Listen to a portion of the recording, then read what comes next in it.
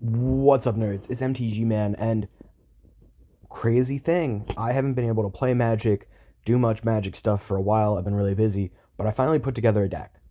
A deck costing me a whole $25 because I'm broke. Okay, I can't really afford to be putting in a shit ton of money into Magic. But I think this deck is a little bit crazy for $25. Now let's remember too, it's $25. I didn't buy signets, I didn't buy soul rings, some of those staples that are not expensive, but I want to get the most out of my deck with $25. And while those will do a lot of heavy lifting in a deck, I want my deck to do the cool thing the commander does. I don't care about the staples. In fact, if I spend $25 this week, maybe in 2 weeks I go spend another $25 on it. I get signets, I get staples, I get soul rings. But anywho, this is Ghired, Mirror of the Wilds. Now, red, green, white, haste. Non-token creatures you control have tap, create a token that's a copy of target token you control that entered the battlefield this turn.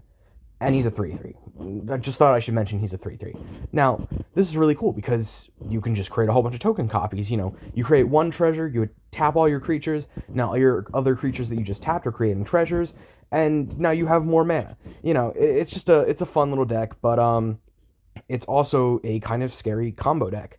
Now, it does a couple cool combos. The first one uses either Anointer Priest, Answered Prayers, or Prosperous Innkeeper, which all have whenever another creature you control enters, you gain 1 life.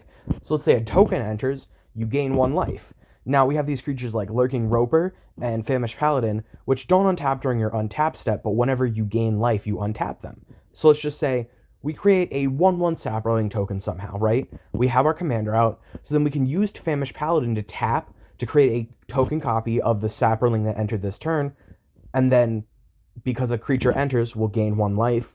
Because we gain 1 life, Famished Paladin untaps, and we can do that infinite times to create an infinite number of tokens and gain an infinite number of life, which will probably end up with us winning the game. Alright, unless the opponent's killing us with commander damage or poison, or infinite damage, there really isn't much you can do against infinite life. Now, there's another combo where we're taking something like Cabaretti Confluence, Feldon of the Third Path, Jaxus the Troublemaker, or the Jolly Balloon Man, and we are going to be creating a copy of Village Bellringer, which when Village Bellringer enters, it untaps all creatures we control. But then we could then tap all of those creatures that just became untapped to create more copies of Village Bellringer, since the token copy is being created with one of these guys, which then when that token copy enters, all of our creatures will become untapped, and we'll have infinite Village Bellringers, which if you have infinite Village Bellringers and you're not winning the game, that's probably on you. I don't know how your opponent has infinite blockers, or I guess maybe infinite life, but this is also infinite damage. So there is nothing they can do about it. This is just a great way to win the game. We also have ways to just bump up our tokens. Intangible Virtue is going to give them all +1/+1 in Vigilance. Pollen Shield Hair is going to give them all +1/+1. We have a handful of ways to draw. Audience with Trostani is going to create a 0/1 plant, which is nice because then we have our token for turn. You need to, in order to get the most out of the commander, you need to create at least one token each turn. And then you draw cards equal to the number of differently named creature tokens you control.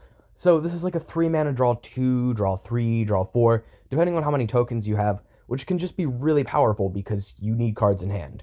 Baylen the Haymaker, you can tap 2 tokens to add 1 mana of any color, which is going to be really nice because it can just help us ramp. We can tap 3 tokens to draw a card, and then he has a third ability, but we don't care about that. Really, it's just going to let us get more out of our tokens by tapping them for mana and tapping them to let us draw cards. Commune with Nature is going to let us look at the top 5 and put a creature in our hand. We need creatures that we can then tap to create copies of tokens that entered, so just getting more creatures in hand is good. Fungal Plots, you can exile a creature card from your graveyard while paying 1 and a green to create a 1/1 Saproling token, and then we can also sacrifice 2 Saprolings to gain 2 life and draw a card. So we create a Saproling, we tap our creatures to create copies of the Saproling, and then we can sack those Saprolings to draw cards.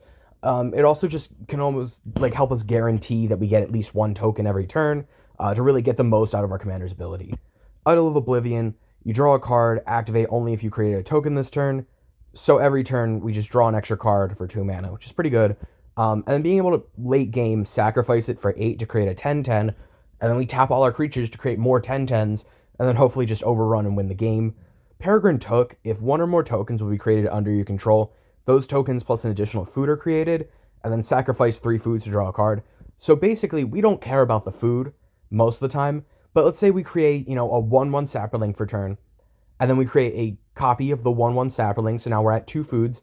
We could also then tap all of our other creatures to create copies of the foods, and then just sacrifice the foods to draw cards. It's just another way to consistently keep our hand full.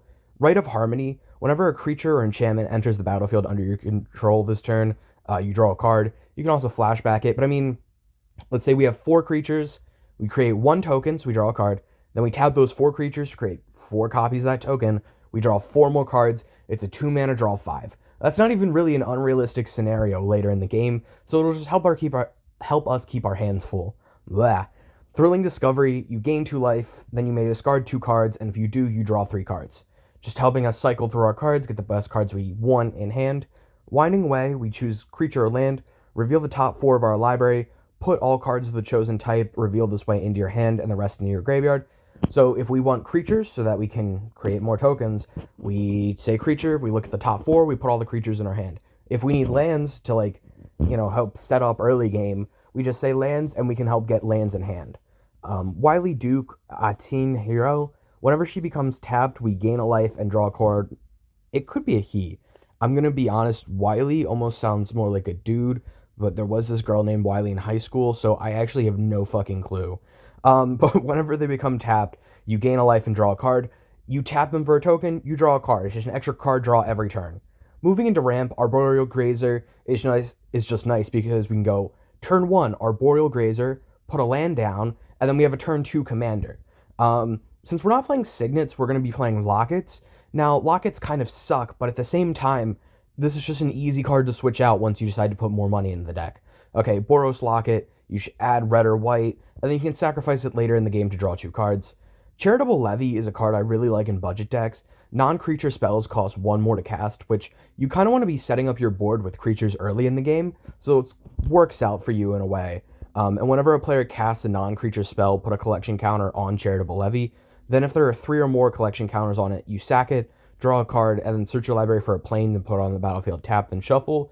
So it's going to slow down the game a little bit for your opponents, while also helping you speed up your game once you get to draw a card and play a planes. I just really like it. Commander Sphere, Explore, Goldhound. Again, this one's really nice because it can either be I play it early and then I tap it for creatures later, to create more tokens, or I play Goldhound turn 1, I play a land turn 2, and I crack Goldhound, and that's a turn 2 commander. Being able to turbo out your commander can be really nice, though it's not always going to matter since his ability kind of wants you to have a little bit of a creature board state to begin with. But even if it's just, turn 2 commander, turn 3 token maker, tap your commander, create a copy of a token, you're still in a pretty good state. Gruul Locket, Llanowar Elves, Mindstone, Rampant Growth, Sakura Tribe Elder, Selesnya Locket. This deck does a fair bit of ramp, but it's kind of just because we want it to be moving as fast as possible. Removal-wise, Contraband Livestock I really like because you exile a creature, then roll a d20. On a 1 to 9, its controller creates a 4/4. On a 10 to 19, its controller creates a 2/2. On 20, its controller creates a 0/1. So you can either use this to exile a creature your opponent controls, which will get around things like Indestructible, or you can exile a small token. Like if you have a 0/1 plant, well then you might as well exile the 0/1 and then have a chance to create a 4/4 or a 2/2, which you can then create copies of. It's another way to create a token if you need a way to create a token. Decimate destroys target artifact, target creature, target enchantment, and target land. Now, you can't cast it unless you have a target for each, but even so, being able to destroy 4 things for 4 mana can be pretty solid. And, I don't know, I don't usually play this card, but I just felt like it this time. Hour of Reckoning, you can convoke, so you can tap your creatures to help pay for it, and then once you cast it, it destroys all non-token creatures. This sucks a little bit, okay? Because you need your non-token creatures to create more token creatures, right? But, big but, sometimes once you have a big enough board of tokens, being able to just destroy everything else can really let you take control of the game. And your commander's only 3 mana, so even if you play this, turn 4, 5, 6, you'll be able to get your commander out semi-quickly, and you should be able to rebuild your board faster than your opponents. Rip Apart destroys an artifact or enchantment, or deals 3 damage to target creature or planeswalker. It's just a good, nice choice of removal. Sundering Growth destroys an artifact or enchantment, then populates, which you create a token that's a copy of a creature token you control. This will help you make sure you get that token for turn, plus also you just create a copy of whatever your best token is. Advent of the Wurm puts a 5/5 Wurm onto the battlefield. Now, this is decent as is, but then being able to create copies of the Wurm, you'll probably end up with like 3, 4, 5 Worms, and that's 25 power on the board for 4 mana, which is pretty solid. Battle for Bretagard. You create a 1/1 on turn the turn it enters. Then you create a 1/1 the turn after, and you choose any number of artifact tokens and or creature tokens you control with different names. And for each of them, you create a token that's a copy of it. So it's going to let you make your token board a lot bigger. Plus, it's creating tokens, and you want to make sure you're creating a token every turn to get the most out of your commander. So this will just help you make sure you're doing that. Blade Splicer is going to create a 3/3 colorless Phyrexian Golem creature token, and it's going to give your golems first strike. And just having a board of 3/3 first strikers is never really going to be bad. Cabaret, we've talked about this in the combo.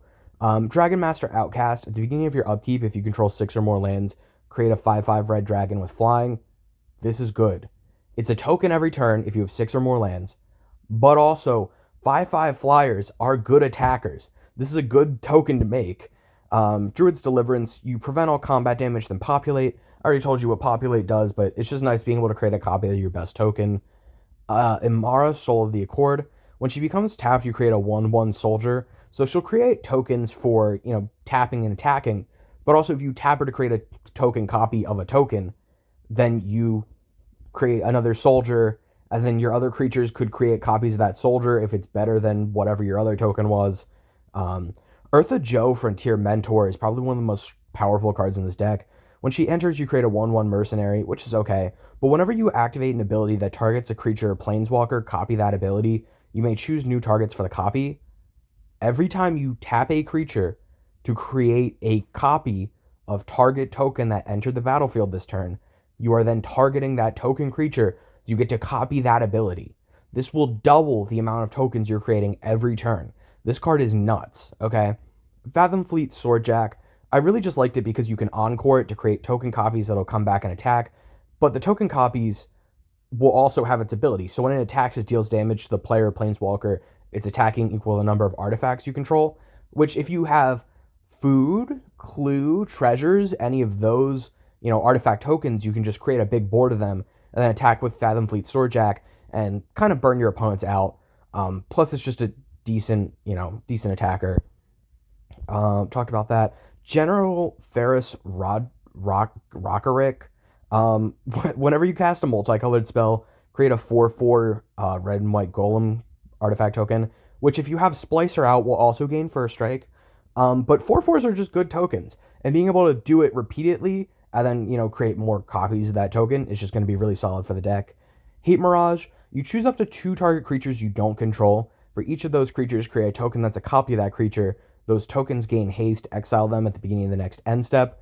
You choose the best 2 creatures you don't control. You create 2 token copies of them. Then you tap your entire board to create more copies of them. This can just win you the game, depending on what your board state is. Hofri Ghostforge.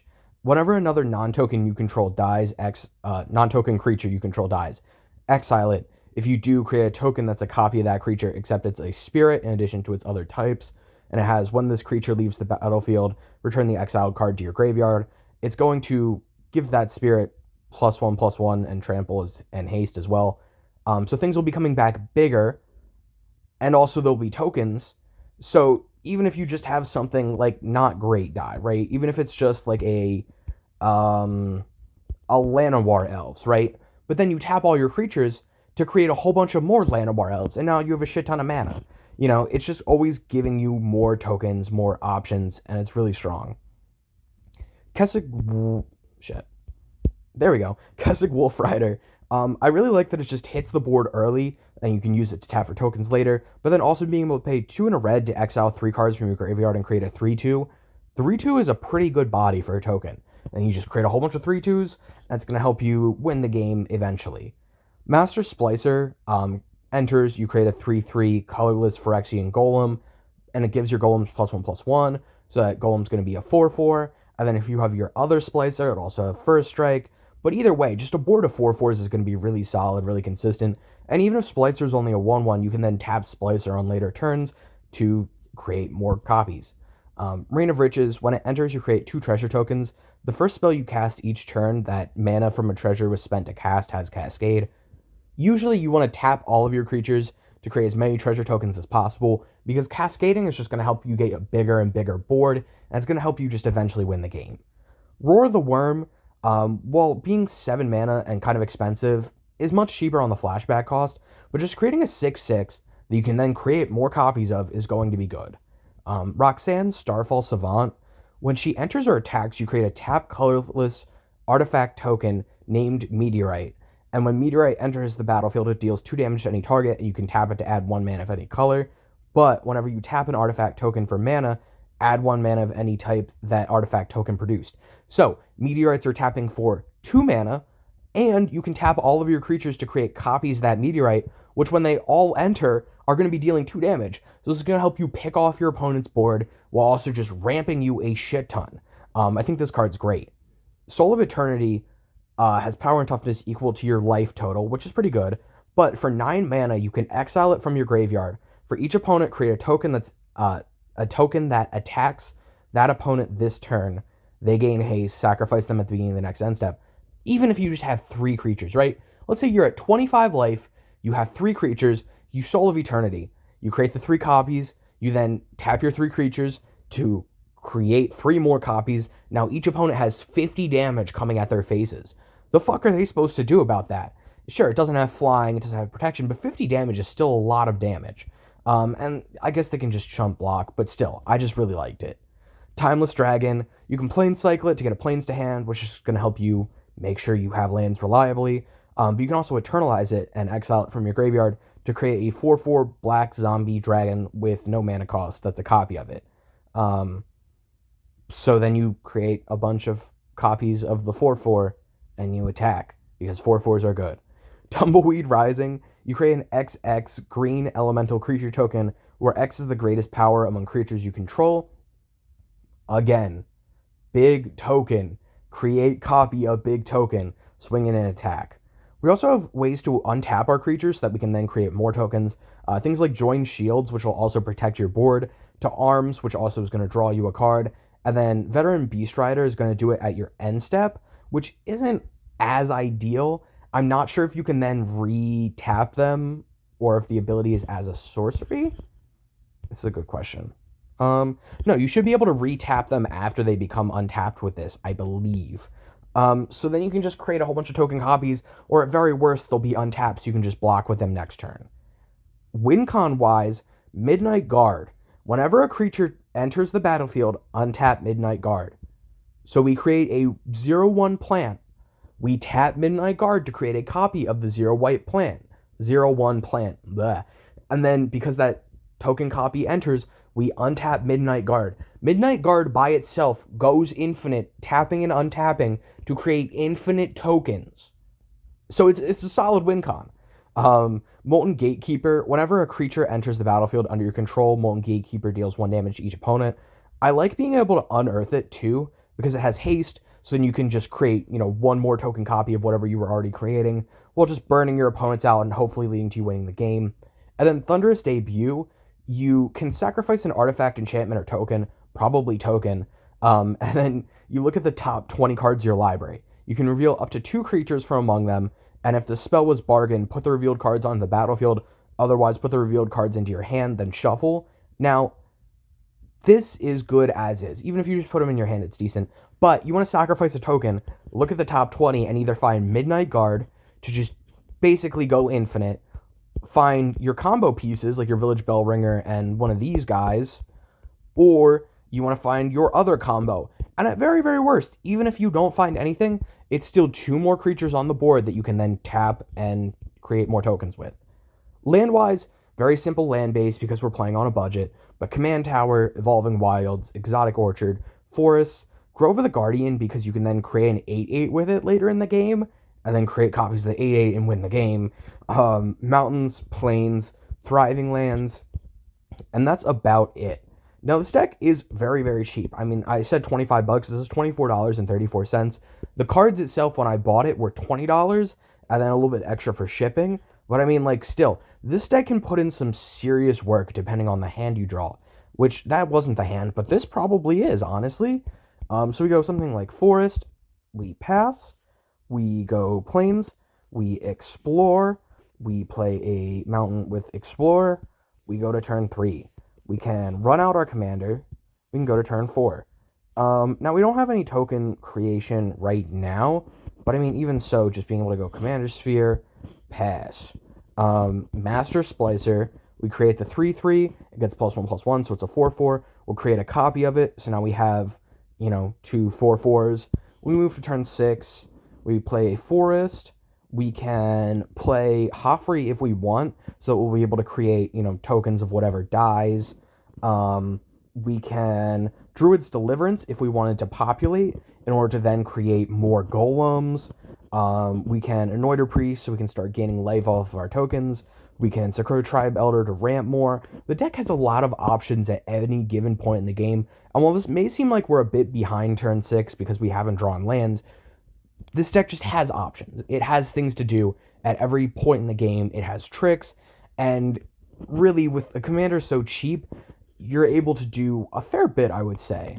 And I feel like the deck pulls a little bit above its weight for only being like $25.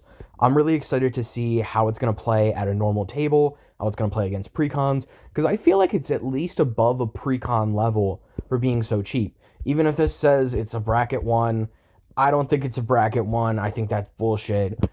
I think it's at least a bracket 2, 3. Well, it doesn't have any game changers, so probably not 3, but at least 2.